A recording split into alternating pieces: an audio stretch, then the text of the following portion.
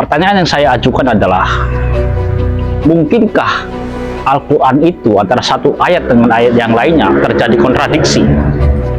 Andai kata pertanyaan itu diajukan pada Ustadz Salafi, saya ingin tahu jawabannya apa. Andai kata mereka menjawab, tidak mungkin, Al-Quran itu tidak mungkin terjadi kontradiksi antara satu ayat dengan ayat yang lainnya, kan sebagaimana ditegaskan dalam surat An-Nisa itu kan, bahwa sekiranya Al-Quran ini bukan berasal dari Allah, niscaya akan banyak ditemukan pertentangan. Artinya kalau dari Allah kan tidak ada kontradiksi kan, tidak ada pertentangan kan. Nah, berdasarkan ayat itu, artinya Allah menjamin bahwa Al-Quran ini tidak mungkin ada pertentangan ayat-ayatnya. Makanya saya kasih pertanyaan kan, mungkin tidak ayat Al-Quran ini ada pertentangan? Kalau jawabannya nggak mungkin, pasti kan, kalau saya analisa, pasti jawabannya nggak mungkin ada pertentangan. Tetapi kenapa akidah kalian membuat Al-Quran menjadi kontradiksi?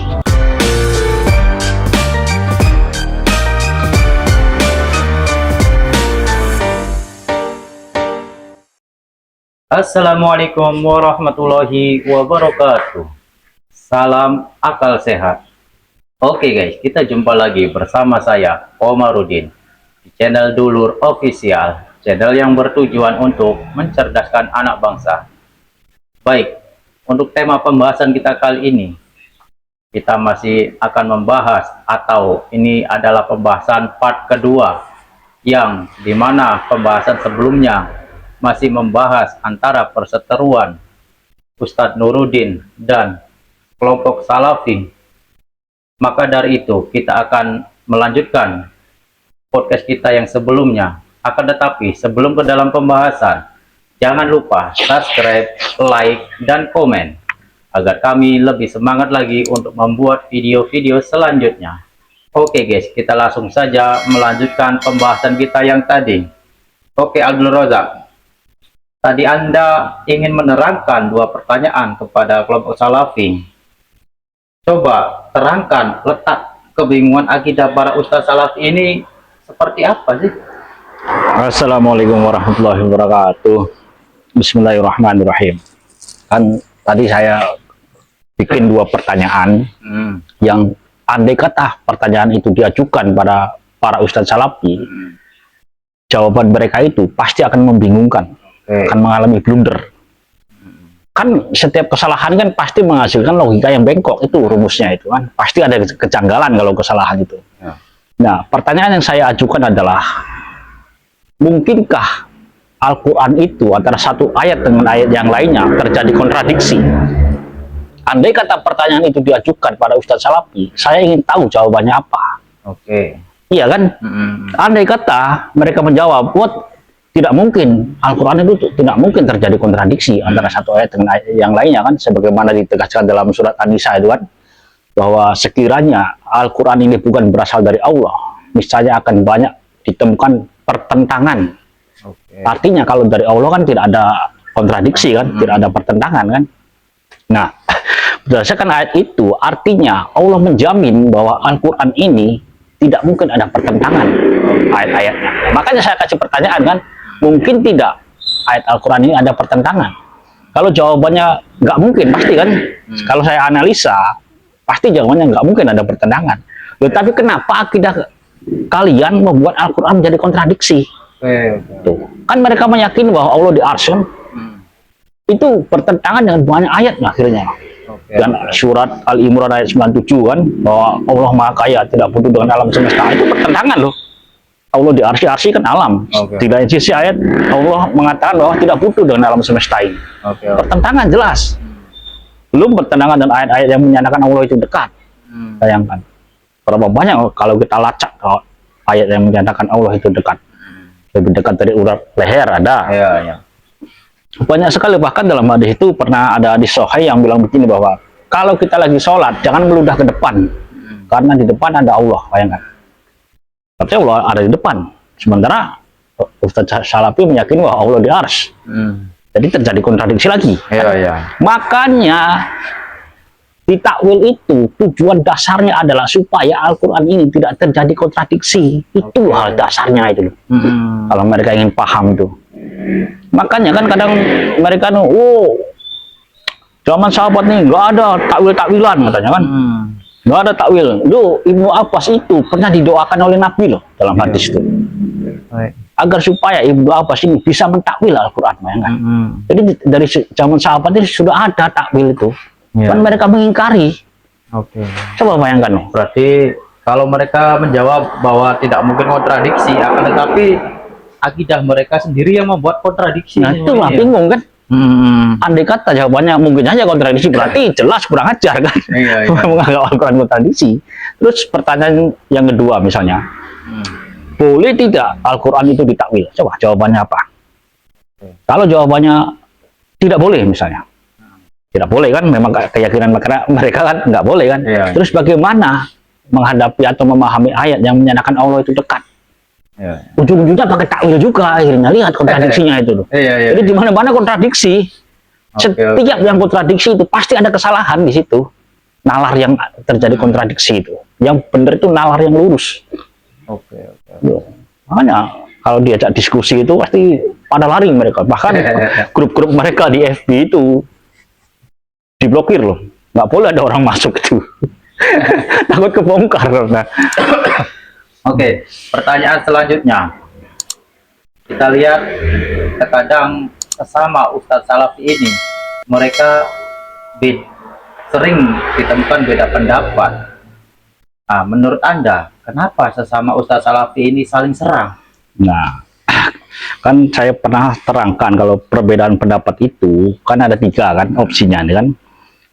Yang pertama itu ada yang benar di posisinya masing-masing, dengan syarat keduanya punya argumentasi yang kuat kan. Dalilnya ada, argumentasinya kuat, itu baru disebut benar pada posisinya masing-masing kan. Seperti khilafiyah para ulama mazhab kan, mereka kan banyak perbedaan pendapat kan, cuman sama-sama kuat. Nah, yang kedua ini adalah yang satunya salah, yang satunya benar. Tuh. Ada yang konteksnya seperti itu. Artinya yang benar ini berarti argumentasinya kuat, yang salah ini lemah. Nggak ada lagi yang dua-duanya salah. Karena sama-sama lemah argumentasinya. Nah, adapun kenapa sesama Ustadz Salafi dari zaman dulu loh saling serang, saling menuduh bid'ah, mereka pun sesama mereka begitu. Saling membid'ah, saling menyerang. Jangan bermajelis dengan Ustadz ini, jangan bermajelis dengan Ustadz ini, begitu. Berarti mereka ini membid'atkan bukan hanya di golongan orang-orang NU atau Aswaja aja. Sesama mereka sendiri pun seperti itu. Saling serang. Coba cek antara ustadz-ustadz di RII itu, radio RII itu, mereka menyerang ustadz-ustadz Roja TV itu, diserang, itu bid'ah lagi mereka. Saya juga kaget pertama dengar itu. Nah, muncul pertanyaan, akar masalahnya ada di mana? Kok akhirnya bisa saling serang begitu kan? Sesama Salafi kan? Setelah saya analisis dengan analisis yang tajam, ternyata terletak pada kaidah berpikirnya itu yang salah itu. Karena kaidah berpikir mereka itu kan kembali ke Quran dan Sunnah. Itu loh. Akhirnya apa? Dengan kaidah itu orang berbondong-bondong memahami sendiri. Tuh. Yang ini memahami sendiri, akhirnya pemahamannya begini. Yang ini memahami sendiri, akhirnya terjadi berbeda pendapat, akhirnya saling serang. Itulah akar masalahnya itu, bahwa kaidah kembali ke Quran dan hadis itu sebenarnya kaidah yang salah sebenarnya. Terlihat masuk akal kan? Kita kembali ke dalil. Cuma kesalahannya mereka akhirnya terputus ilmu dari ulama itu. Jadi mereka memahami Quran dan hadis atau sunnah ini, mereka memahami dengan sendiri. Mereka pahami sendiri. Dengan guru. Nih, saya pernah dengar Ustadz Salafi yang namanya Hakim Abdad, kalau nggak salah, Ustadz Hakim Abdad, pas membahas bab tentang mazhab. Apa beliau bilang bahwa tidak perlu ikut mazhab. Mazhab itu untuk orang-orang alim, untuk orang-orang berilmu. Kita orang awam ikut dalil, yang kita pegang dalil. Bayangkan ya, orang awam dilarang ikut mazhab, dilarang ikut ulama, disuruh ikut dalil, disuruh pegang dalil. Kalau disuruh pegang dalil artinya dia paham sendiri akhirnya. Ngeri itu. Bayangkan, bisa sesat berarti ya. Sesat semua pemahamannya. Di perseteruan antara Ustadz Nuruddin dan Salafi ini kan sampai sekarang masih belum terselesaikan. Nah, pertanyaannya, jadi sebenarnya akidah siapa yang salah antara Ustadz Nuruddin atau akidahnya orang-orang Salafi? Nah, ini pertanyaan bagus nih. Akidah siapa yang salah? Jadi begini, kan yang dari kelompok Ustadz Nuruddin mengatakan bahwa akidah kami yang benar kan, karena sesuai dengan pemahaman salaf kan, bahwa salaf itu memakai takwil. Yang dari Salafi begitu juga, kami juga ikut pemahaman salaf akidahnya. Salaf tidak pakai takwil. Oh, bedanya. Bayangkan. Kalau yang salaf pakai takwil, Nah. kalau yang Salafi tidak pakai takwil. Nah itu, mereka juga punya kitab-kitabnya itu. Nah, kalau kita berpikir tenang sedikit, punya pikiran yang tajam, analisis yang tajam, artinya kalau kedua-duanya mengaku sama-sama ikut akidah salaf, artinya ada satu yang berbohong. Oke. Ada satu yang berbohong. Iya, iya. Kan- Karena kalau sama, tidak mungkin dia berseberangan. Iya kan, artinya ada satu yang bohong, kelompok yang berbohong mengatasnamakan salaf. Kan begitu analisanya kan. Sedangkan kalau kita lacak hadis-hadis itu, ada loh Ibnu Abbas itu diajarkan didoakan oleh Nabi supaya jadi orang yang ahli takwil. Artinya takwil sudah ada. Sedangkan kata orang-orang salaf ini takwil nggak ada takwil. Ya, takwil Bayangkan. ini Nabi sendiri udah mengajarkan. Sudah mengajarkan takwil itu kan artinya memalingkan makna arti takwil itu. Dan mereka nggak mau takwil, tapi giliran menghadapi ayat-ayat yang mengatakan Allah dekat, mereka takwil juga. Kebingungannya itu. Yang kasihan ini pengikutnya itu, Iya, iya, yang masih orang-orang awam. iya. Ih, aku dicekoki oleh kalimat-kalimat yang indah, yang bagus, ikut salaf terus ditemukan ikut salaf. Padahal yang diikuti bukan salaf. Salaf yang mana coba? Dalam sholat saja coba mereka sholat itu tidak ikut pemahaman salaf loh, asal mereka jujur. Oke. Lalu ikut siapa? Yang mereka ikuti itu ada buku yang sifat sholat Nabi. Buku itu karangan Syekh Albani, bayangkan. Jadi pengikut Syekh Albani itu ulama sekarang, lahir tahun 1914, bayangkan, masih itu. Jadi kasihan kadang kan sholatnya ikut Syekh Albani, bukan ikut pemahaman salaf. Jadi begini loh, mereka itu sebenarnya salah mendefinisikan letaknya. Oke. Tentang definisinya itu, bahwa dikiranya pengikut salaf itu tidak tahlilan itu loh, tidak yasinan, tidak maulid Nabi, dikira seperti itu pengikut salaf. Bukan pengikut salaf, bukan itu definisi pengikut salaf itu. Pengikut salaf itu ya ikut mazhab. Iya, Itu oke. contoh, saya ini ikut salaf nih. Saya kasih bukti nih. Saya ikut salaf, ikut Imam Syafi'i. Imam Syafi'i kan salaf kan. Saya wudhu pakai pemahamannya Imam Syafi'i. Syarat rukunnya pakai Imam Syafi'i. Saya sholat pakai pemahaman Imam Syafi'i. Soal syarat rukunnya semuanya pakai Imam Syafi'i. Soal puasanya, soal zakatnya, soal pernikahan, apapun, soal halal haram pakai Imam Syafi'i. Artinya saya ikut salaf. Ya. Bayangkan. Karena manhab orang salaf kan di Indonesia ini rata-rata manhabnya Imam Syafi'i. Iya kan. Nah, sedangkan mereka ikut salaf, sholatnya ikut siapa coba? Gerakan sholatnya, syarat rukunnya. Ikut Syekh Albani. Syekh Albani salah bukan? Bukan. Jadi gembar-gembar ikut salah itu bohong. Oke. Ya, semoga cepat sadar kalau orang salah itu kasihan. Dibohongi terus. Oke. Terima kasih banyak atas penjelasannya Abdul Razak.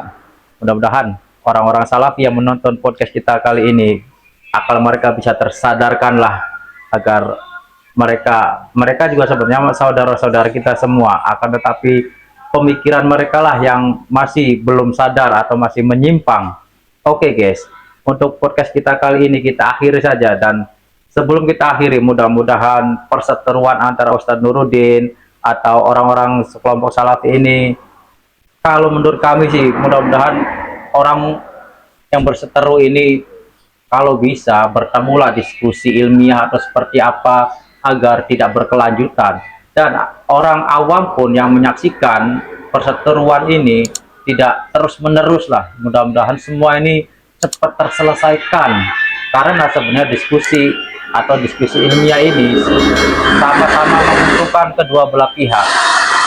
Oke guys, kita akhir saja video kita kali ini. Kita akan berjumpa lagi di video-video selanjutnya. Wassalamualaikum warahmatullahi wabarakatuh.